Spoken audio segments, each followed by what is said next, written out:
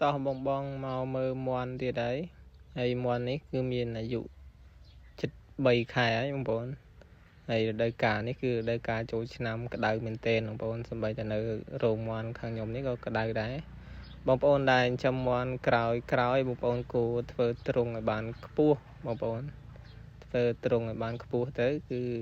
យើងកាត់បន្ថយកម្ដៅនៅពេលខែក្តៅដូចខែចែកខែអីចឹងណាបងប្អូនហើយទ្រុងយើងធ្វើឲ្យទលាយទៅមានខ្យល់ចេញចូលល្អអាហ្នឹងគឺយើងចំមន់គឺជោគជ័យហើយបងប្អូនហើយយើងកុំធ្វើទ្រុងទាបពេកហើយយើងកុំធ្វើទ្រុងនឹងហប់ពេកអាហ្នឹងគឺយើងចំនៅខែក្តៅវាងាយជួបបញ្ហាបើយើងធ្វើទ្រុងឲ្យទលាយហើយយើងមានតង់មានអីសម្រាប់បិទខែវស្សាអាហ្នឹងគឺឱកាសជោគជ័យច្រើន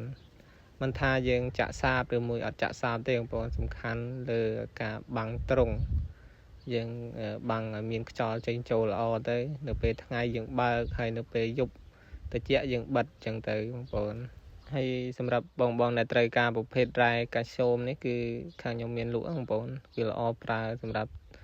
ប្រើទៅលើមន់ចឹកគ្នាមន់អត់សូវដុះរោមហើយមន់អត់សូវស៊ីចំណីអត់សូវធន់នឹងជំងឺបងប្អូនអាចប្រើប្រភេទរ៉ែនេះគឺល្អខ្លាំងមែនទែនខាងខ្ញុំប្រើជាប់រាល់ថ្ងៃបងប្អូនឃើញថាល្អហើយមន់ខ្ញុំចំគឺអត់មានងាប់ទេបងប្អូនគឺវាធន់នឹងជំងឺមែនទែន